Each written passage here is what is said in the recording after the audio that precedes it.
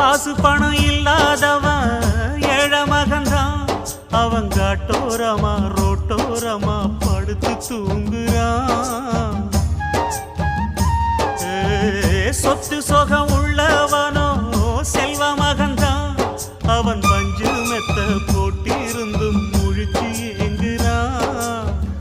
எது மற்ற பேர்களுக்கு ஏது கவலை, 4 காசு வச்சிருந்தா 100 கவலை.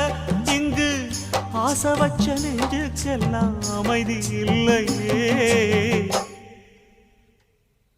என்ன வேலை அது என்ன வேலை, மன நிம்மதிதான் இங்கு என்ன வேலை. எந்த கடை அது எந்த கடை, அத விக்கிறது இங்கு எந்த கடை.